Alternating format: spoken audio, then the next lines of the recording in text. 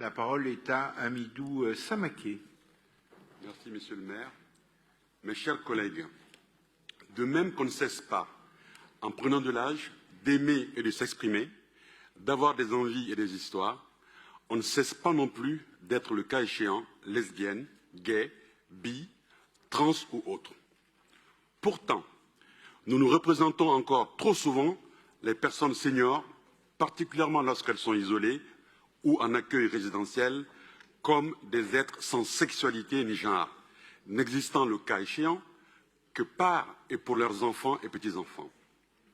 Si cette image d'Épinal peut prêter à sourire, elle sous-tend malheureusement un tabou fréquent dans l'accompagnement de nos seniors, tabou qui peut enfermer dans le silence ou décourager de demander de l'aide. Les personnels formés pour accompagner les personnes dans les résidences ou dans leur domicile sont rarement formés aussi à voir et entendre cette diversité et ne savent pas nécessairement réagir correctement. Or, comment rester actif et garder le goût de vivre si l'on doit constamment se censurer, cacher des aspects entiers de sa vie, renoncer à toute vie affective ou sexuelle?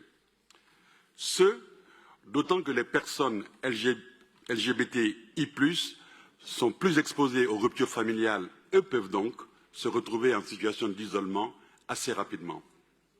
C'est la question centrale qui anime l'association Les Audacieuses et les Audacieux, créée en 2017 et reconnue d'intérêt général. Ayant tissé un réseau important de partenaires privés comme publics à Paris, Lyon et en région PACA, elle propose des actions de convivialité, mais aussi de formation, des ateliers de prévention de la perte d'autonomie. Surtout, l'association cherche à créer des maisons de la diversité pour les seniors sans soutien familial sous la forme d'un habitat multigénérationnel non médicalisé mais accompagné. À Paris, elle a tissé en particulier un partenariat avec le centre LGBTQI+, qui accueille ces événements.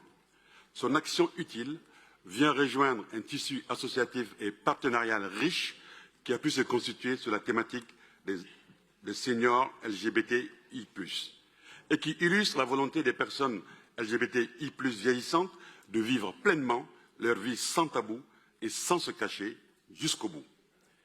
Ces initiatives illustrent aussi une volonté d'être pleinement acteurs et actrices de leur propre accompagnement dans une logique de co-construction. Je salue à ce sujet, bien qu'il ne s'agisse pas de la même association, l'organisation ce week-end d'un contre-salon de vieilles et de vieux avec le soutien de la ville de Paris qui se tiendra ce week-end à la Halle des Blancs-Manteaux. 3 jours de débats et d'ateliers autour de thématiques diverses pour dire que la vieillesse n'est pas une maladie, la peur de vieillir n'est pas une fatalité. Les thématiques LGBTI+, y seront bien représentées, notamment par l'association Grey Pride.